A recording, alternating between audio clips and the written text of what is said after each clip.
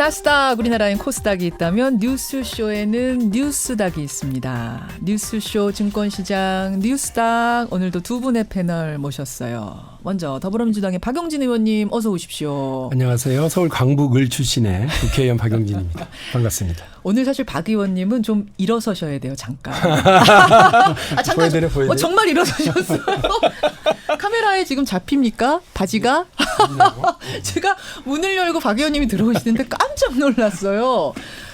지금 아이돌 같은 바지를 입고 오셨어요? 아니 이게 어쩌다 보니까 집에 두 벌이에요. 그러니까 제가 아마 그 뭐 할인 매장에 가가지고 이게 꽂혔던 모양이에요. 그러니까 한 달 사이에 작년에 두 벌을 사버렸어요. 야광 하늘색 같은 바지. 민트색이라고. 민트색. 그래서 얼마 전에 페이스북에 한번 난리가 났었어요. 이 바지가 뭐하고 어울리는지. 그래서 아니 어떻게 되신 겁니까? 오늘 국회 안 나가십니까? 했더니 휴가. 네, 어제부터 휴가인데요. 휴가인데 지금 일부러 나와주신 거예요. 예, 그렇습니다. 고맙습니다. 그래도 이렇게 반바지 안 입고 민트색 바지 입고 나와서. 그러니까 갇혀 휴가 입고 온 거예요. 분위기도 나고 휴가 분위기 나고 좀 홈쇼핑 같이 이렇게 무릎을 한번 직각으로 들었다 폈다 이렇게 하셔야 될 것 같은 그런 바지를 고맙습니다. 그리고 또 한 분의 스페셜 패널 뉴스닥, 오늘의 스페셜 패널은 인사하세요. 네, 안녕하세요. 이상일 전 의원인데요. 새누리당 소속으로 19대 국회에서 활동하다가 지난해 1월에 새누리당을 탈당하고 현재 무소속으로 있습니다. 이 야당이 좀 잘 정비돼야 제가 들어갈 때가 있는데 현재 갈 데가 없습니다. 갈 데가 없는 처지세요. 저는 사실은 자유한국당과 바른미래당이 해산해야 된다고 생각합니다. 그래서 왜냐하면 자유한국당의 경우에 인적 청산 문제 심각하지 않습니까? 서로 개파 갈등도 심각하고. 근데 김병준 비대위원장 경륜이 있고 여러 가지 능력 있는 분이지만 그분이 가셔서 할 수 있는 게 저는 한계가 있다고 봐요. 왜냐하면 홍준표 대표도 막강한 권한을 갖고 있었는데 두 분의 의원, 현직 의원 제명을 못했습니다. 못했죠. 그런데 지금 김병준 위원장 당내 뿌리도 없지만 어떻게 인적 청산을 하겠습니까? 그러니까 그게 어려우니까 지금 가치의 재정립을 이야기하시는데 가치를 몰라서 자유한국당이 지금 이 모양 이 꼴이 된 건 아니란 말이에요. 그리고 가치를 재정립한다고 해도 그거를 실천으로 옮길 수 있는 분들은 다 사람들이에요. 근데 지금 그 인적 구성으로는 그 가치를 제대로 실현할 수 없다. 그렇기 때문에 자유한국당의 입당 안 하고 있습니다. 하고 있는 거다. 당을 해산을 하면 인적 청산 문제는 저절로 인사 말씀이 너무 길어요. 해결이 됩니다. 그러니까 다 흩어지기 때문에 인적 청산은 저절로 해결이 되는데 해산되기를 기대하지만 쉽지 않을 거고요. 또 적당한 때가 오기를 기다리고 있습니다. 때를 기다리는 중이라는 말씀을 2분 30초 동안 죄송합니다. 하신 이상일 전 의원, 지금 무소속이시고요. 중앙일보 정치부장 출신이시죠? 네, 중앙일보 기자로 25년 일했습니다. 25년 일한. 오늘은 이제 정치평론가 자격으로 나오신 거지만 나는 보수다. 저는 중도 보수라고 중도보수라고 여러분 이해하시면 되겠습니다. 이렇게 두 분과 함께 오늘 스페셜 뉴스닥 함께합니다. 그나저나 오늘 서울 낮 기온이 38도까지 오른대요. 정말 덥잖아요. 저는 이 더운 날씨에 박용진 의원이 아까 지역구 강북 을입니다라고 말씀하시는 걸 들으면서 떠오른 인물이 하나 있습니다. 지금 강북을 옥탑방에서 한 달을 지내고 있는 박원순 시장. 그 지역구죠, 박용진 의원님. 맞습니다. 가보셨어요? 그럼요. 저 가봤고요. 그 집에 들어갈 때마다 이렇게 한 번씩 그 골목을. 그쪽 동네 사세요? 길 건너편에 살아요. 진짜요? 지나갈 때마다 이렇게 골목을 보는데요. 이분이 오시니 박원순 시장이 삼양동에 오니 이른바 그 대목꾼들도 따라오더라. 그게 무슨 말씀이에요? 그러니까 박원순 시장과 무슨 송사 걸려 있는 분들 있잖아요. 그리고 무슨 대한애국 뭐 이런 거 들어가 있는 분들 피켓 들고 모여서 막 태극기 쪽 분들 이분 막 헐뜯고 앞에서 떠들고 데모하고 그러는데 저희 방송 속에서 분명히 말씀드리는데요. 박원순 시장하고 풀어야 할 송사가 있거나 정치적으로 서로 다툴 일이 있으시면 시청 가서 하세요.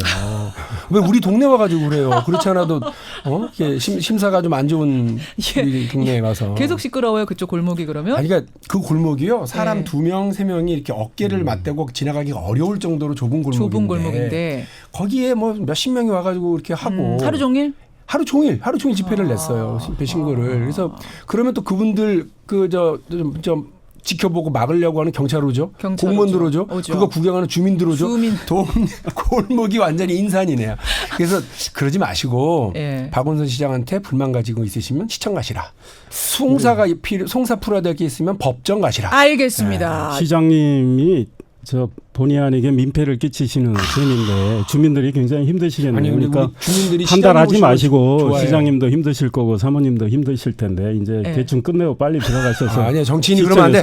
한 달 하겠으면 한 달에 시원한 에어컨 켜시고 아니 그러니까 이게 지금 맑은 이게 정실에 일하시는 게 낫죠. 쇼냐 네. 아니면 진짜로 뭔가 진정성 있게 체험을 하시고자 그 어려운 그 삶들 옥탑방의 삶을 정말로 느끼고자 간 거냐를 가지고 사실은 갑론을박이 좀 있거든요. 네. 이상일 의원은 쇼쪽이라고 보시는 거예요? 진정성을 아예 무시하고 싶지는 않습니다. 예. 그러나 쇼인 성격은 틀림없이 있다. 그래서 박원순 시장 그동안 시민단체에서 많은 활동도 해오셨고 예.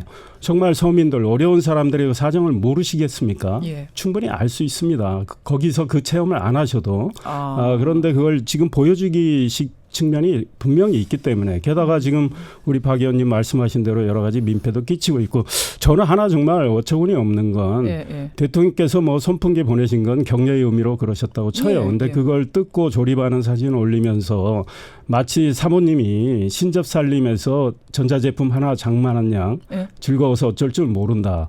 아니 이미 선풍기 있습니다. 그런데 그런 말씀을 이렇게 내보내셨는데 그걸 국민들이 그걸 액면 그대로 믿고 정말 국민들이 박수를 보낼까 생각했다면 굉장히 박원순 시장답지 않다. 그렇게 보셨어요. 박 의원님이 지금 헛기침을 하셨습니다. 쇼죠. 쇼입니다. 그러나 여러분 위로가 되고 공감이 되는 쇼는 그 아름다운 쇼예요. 정치인이 그런 거 해야죠. 아니 예를 들면 예전에 그 박근혜 대통령이 그 아름다운 한복을 입고 그 세계 정상들과 사진을 찍었다.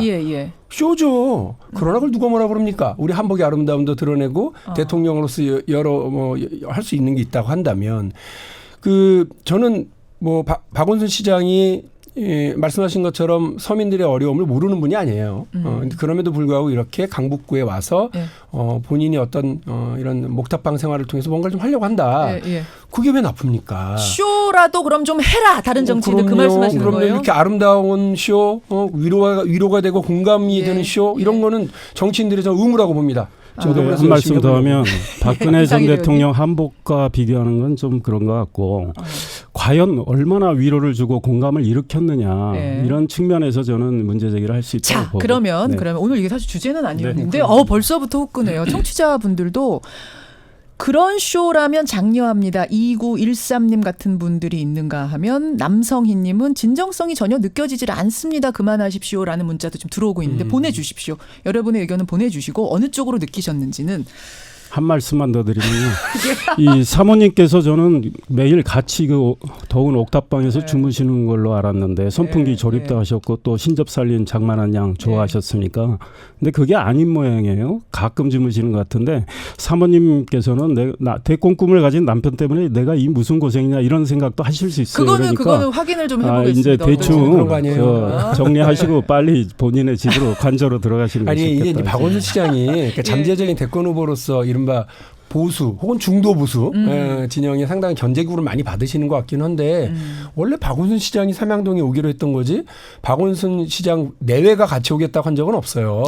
그러니까 다만 혼자 오겠다고 하는데도 불구하고 부인이 와서 그래도 내가 할 수 있는 거 해보겠다고 했는데 원래 이분들이 서로 약속하고 미리 그 선약들이 다 있기 때문에 매일매일 주무실 수는 없죠. 다만 박원순 시장이 매일매일 거기에서 그 열대야를 혼자서 맞서서 있고 겪고 있다고 하는 건 분명하고요. 그리고 우리 박원순 시장 부인께서도 함께 오셔서 며칠은 지금 하고 있는 걸로 알아요. 그러니까 너무 그걸 너무 안 좋게만 보려고 그러시면 안 돼요. 제가 끊겠습니다. 박원순 시장 얘기 그만. 오늘 상한가 하한가 이러다가 못하고 끝나겠어요. 상한가 먼저 박용진 의원 상한가부터 가볼까요? 네. 휴가철이라고 하는 악재, 폭염이라고 하는 악재 뚫고 이렇게 핫한 삼자그 계열 구도로 가고 있는 민주당 전당대회를 제가 상한가로 민주당 올립니다. 전당대회 상한가 며칠이죠? 8월? 25일입니다. 25일입니다. 조금 전에 저 송영길 의원 인터뷰를 저희가 했어요. 그래서 결국은 3명의 후보 인터뷰를 다 마쳤는데 누가 제일 유력해요? 그런 말을 제가 함부로 하면 안 되고요. 일단 보세요. 송영길 후보 같은 경우 지난 2년 전에는 컷오프가 됐어요. 한 표 차이로 됐다고 하는 소문이 있는데 본인이 그 얘기를 하면서 이번에는 한 표만 주라. 근데 많은 그 중앙 의원들이 거기에 공감을 하고요. 또 젊은 후보가 됐어요. 상대적으로. 그래서 쫙쫙 밀고 나가려고 하는 다크호스의 모습을 보여서 아주 치열하게 시작을 했고요. 이해찬. 그 이름 그 자체로 존재감이 급부상이죠. 그래서 항공모함에 출연. 항공모함에 출연. 거의 막판에 나 나갈게 하고 하는 바람에 모든 예비 이제 후보들이 그 당시 예비 후보들이 그 탄식을 했었던. 잠깐만요. 사실은 이제 뭐 당원도 아니고 멀찌감치서 바라보는 사람들은 그 민주당이란 당 안에서 이해찬이란 존재가 어느 정도인지 그렇게 확 와닿지는 않거든요. 물론 칠선 의원이시긴 하지만 의원, 어느 정도 존재감이에요? 칠선 의원, 국무총리 그리고 당 대표도 했었고요. 또 그 와중에서 그 젊은 시절 30대부터 국회의원을 하면서 정권 창출에 2번의 기여를 했었던 분. 그러니까 이분이 뭐 친문의 좌장이다 이런 걸 뛰어넘어서요. 그냥 그 존재 자체로 상당한 의미를 가지고 항공모함에 딱 출연한 거예요. 그래서 저는 이분의 출연으로 또 이제 그 경기 자체가 확 핫해졌다. 그리고 이제 김진표 후보는 그 2가지로 사람들을 놀라게 했습니다. 뭐요? 이해찬 후보보다 5살이 많다더라. 그게 사실이더라고요. 그러니까 지금 선수는 이해찬 7선, 김진표 5선이지만 나이는 김진표 후보가 많아요. 이거 딱 보기에도 동갑이거나 이런 줄 알았는데 더 많으신데 그래서 건강관리 도대체 어떻게 하세요? 그랬더니 20층에 사신대요, 아파트. 매일 아침에 1층부터 20층까지 3번 올라가신대요. 건강관리 비법 가지고 한번 인터뷰를 해요. 여기서 깜짝 놀랐고요.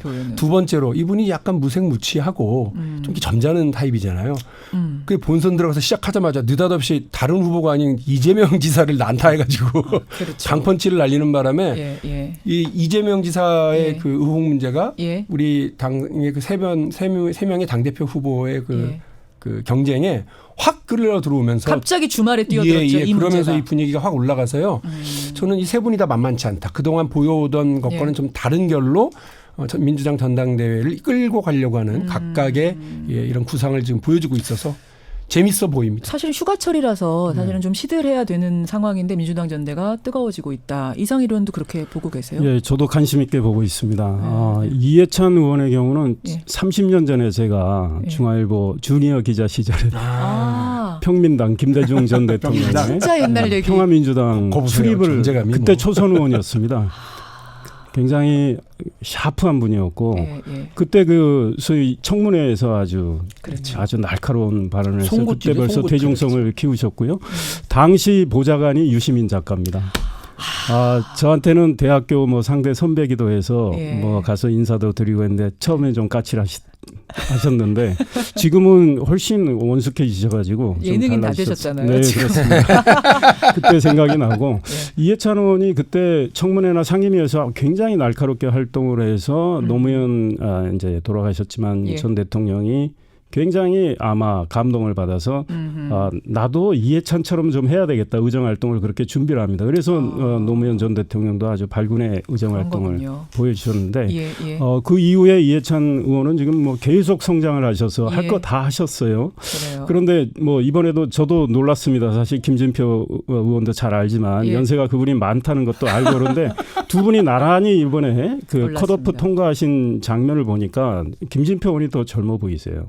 그리고 이해찬 의원 약간 그런데 지금 대세는 현재까지는 제가 보기엔 이해찬 같아요. 그런데 물론 객관적으로 지금, 조금 더 보실 수 있습니까? 김진표 의원, 송영길 의원이 지금 만만치 않게 지금 추격전을 벌이고 있는 상황. 근데 이해찬 의원이 만약에 당대표가 되신다면 국민한테 어떻게 비칠까 저는 이런 생각을 민주당에서도 고민을 하실 것 같아요. 어떤 지점이 우려되시는 건데요? 굉장한 경륜은 있으시고요. 아마 당을 잘 이끌실 가능성이 있어요. 강한 리더십을 행사할 수도 있고. 그러나 이해찬 의원께서 보여주셨던 그러니까 과거 교육부 장관 시절 또 총리 시절에 보여주셨던 어떤 이 날카로움과 또 반대 진영에 대한 어떤 적대감. 배척감 이런 것들 때문에 과연 이 협치에 대한 우려가 있을 수 있고요. 그다음에 당내에서는 이해찬 의원에 대한 불안감이 저는 좀 있을 수 있다고 봅니다. 왜냐하면 지금 당대표는 공천권을 행사하는 당대표인데 맞습니다. 힘 있는 당대표. 지난번에 본인은 사실은 공천을 받지 못한 상황이었죠. 그래서 아마 이 다음 총선 대비하기 위해서 이해찬 당대표가 되신다면 예. 굉장히 강한 개혁 드라이브를 거실 수도 있어요. 그럴 때 현역 의원들이나 당협위원장들 불안할 수도 있겠다 이런 생각이 듭니다. 알겠습니다. 알겠습니다. 민주당 전당대회 두 분이 지금 말씀하시는 것만 봐도 이미 뜨겁다라는 느낌을 받는데 바른미래당 얘기를 잠깐만 하고 갈게요. 9월 2일 전당대회 하죠. 바른미래당. 거기는 지금 출마 선언한 사람은 장성민 전 의원이고 하태경, 김성식, 이준석, 김영환, 문병호 장진영 이런 분들이 지금 출마 준비 중. 예. 손학규 전 선대위원장이 나오느냐 마느냐. 구축함의 출연이죠. 예. 항공모함은 아니고. 항공모함까지는 아니고. 이게 지금 가장 주목되더라고요. 예. 나올까요 안 나올까요? 이 의원님? 저는 나오실 걸로 봅니다. 나올 거라고. 박용진 의원님? 저도요. 나오신 것 같아요. 나올 거라고 보세요. 나오시면 되시는 거죠. 아 그렇게까지 보세요? 저는, 나오면 손학규다? 왜 그렇게 보세요? 지금 벌써 다른 분들 이야기할 때 우리 박 의원님이 약해라고 그건 박용진 의원 생각이시고. 네, 아마 바른미래 내부에서도 그럴 거고요. 결국은 이제 대표를 선출하는 방식이 어떻게 구체적인 룰을 예. 정할지는 모르지만 뭐 일반 여론조사도 있을 거고 또 당내에서 당원들의 여러 가지 예. 입장이 반영될 텐데 당원들도 어느 정도의 리더십, 확인된 리더십, 검증된 리더십을 발휘해주길 원할 것 같아요. 알겠습니다. 네. 나오면 될 거라고 박용진 의원도. 뭐 주목도나 뭐 이런 인지도로 봐서는요. 거의 뭐 제가 아까 이 쪽배들 가는데 구축함이 쓱 지나가는 그런. 이건 다음 주 뉴스닥에 이준석 전 당협위원장이 나오잖아요. 제가 한번 이준석 당 대표 후보로 나갈 분이 또 오시는구나. 예. 직접 질문을 하겠습니다. 자, 시간이 많이 갔어요. 이상일 의원의 상한가 누굽니까? 저는 지난 한 주 사실 뭐 많은 언론이 집중 조명을 했고 예. 지금 노회찬 의원이 그런 선택을 하신 거에 대해서 많은 안타까움이 있고요. 그로 인해서 지금 우리가 확인할 수 있는 건 정의당의 어떤 존재감이죠. 그러니까 정의당에 대한 후원 또 당원 가입이 상당히 늘어나고 있고 그래서 역시 정의당이 지금 상한가를 쳤다 이런 생각이고 앞으로 그걸 유지할지는 지켜봐야 되겠습니다. 굉장히 슬픈 일을 당했습니다만 정치적으로 봤을 때는 분명히 존재감 어떤 국민적인 사랑을 확인하는 계기가 됐다는 건데 저는 사실은 하한가로 누가 홍준표 전 대표 골라오셨죠. 누구세요? 네, 하한가? 저예요. 박용진 의원. 예. 사실은 이 부분에 더 주목했어요. 정의당의 노회찬 원내대표가 돌아가신 후에 홍준표 대표가 연결식 치른 그 다음날 SNS에다가 자살을 미화하는 세상은 정상사회가 아니다라는 글을 올리면서 한바탕 논쟁이 있었습니다. 그렇죠. 어떻게 보세요, 박 의원님? 민주당에는 호재, 자유한국당에는 악재, 막말에는 천재. 이 홍준표 전 당대표의 존재감이라는 게 그렇습니다. 근데 저는 이분이 쓴 글만으로 보면 뭐 틀린 말 아니에요. 그러나 공자님 말씀이 옳다고 해서 아무나 갖다 붙이면 좋은 가르침이냐? 아무 상황에나 갖다 붙일 수는 없다. 그럼요. 특히나 홍준표 전 대표가 누굴 가르칠 입장이 아니에요. 특히나 이런 문제에서. 왜냐? 왜 내가 하면 막말이야? 이러면서 또 뭐라고 하셨던데 맞습니다. 왜 막말인지 제가 알려드릴게요. 왜요? 국회 특수활동비를 자기 개인 사적으로 집안 살림에 갖다 썼다고 당당하게 얘기하신 분이에요. 특수활동비는 그 말 그대로 특수하게 쓰라고 갖춘 거지 개인 살림살이가 특수해요? 그러니까 이렇게 돈을 써놓고도 이런 분이 마치 잘못했으면 책임을 져야지 이렇게 갖다가 얘기를 한다. 그 자체가 막말이에요. 왜 이런 얘기를 하면 반드시 비난이 쏟아질 거란 걸 알면서도 홍 대표는 왜 던졌을까요? 홍 대표가 정말 비난받을 걸로 생각했는지 모르겠는데 저는 이분은 이미 다 추락이 돼 있는 상황이에요. 그래서 뭐 약간 더 떨어졌겠죠. 그래서 하한가로 꼽기에는 좀 그렇다는 생각을 하는데 해야 될 입장일 수도 홍준표 전 대표 입장에서는 본인의 어떤 존재감을 드러내고 싶었던 것 같아요. 그리고 이 문제에 대한 본인의 진실된 생각일 수도 있죠. 그럼에도 불구하고 지금 노회찬 의원의 그런 안타까운 죽음과 관련해서 지금 많은 언론들이 집중 조명하는 가운데 그걸 자살을 미화를 했다고 보기는 그렇습니다. 왜냐하면 그 문제로 그분이 그런 선택을 한 거에 대한 안타까움 그리고 그분이 자기 자신에 대해서 굉장히 추상같이 결국은 했던 이런 거에 대한 안타까움 때문에 그런 거라 자살 미화라고 보기엔 좀 어렵고 정의당도 그 네. 부분을 반박했습니다. 네, 이게 어떻게 미화로 보이냐. 언론적으로 공감 능력 좀 네. 갖추시라. 이게 정의당 논평이었어요. 그러니까 언론적으로 자살을 미화할 수는 없는 거죠. 네. 알겠습니다. 오늘 두 분이 굉장히 호흡도 잘 맞고 굉장히 뜨거운 이야기를 주고받다 보니까 시간이 다 갔습니다. 그래요? 다 갔습니다. 오늘 뉴스닥 여기서 인사를 드리고요. 두 분과도 함께 했던 거 즐거웠습니다. 네, 특히 박용진 감사합니다. 의원 휴가인데 와주셔서 네, 감사드리고요. 저 휴가인데 왔습니다. 이상일 전 의원도 네. 먼 걸음 해주셔서 감사드리고요. 감사합니다. 끝으로 카메라 보면서 인사하시죠. 감사합니다. 네, 감사합니다. 오늘 매우 더운데 시원하게 보내십시오. 네. 뉴스닥 두 분 고맙습니다. 감사합니다. 감사합니다. 더불어민주당 박용진 의원, 이상일 전 의원이었습니다.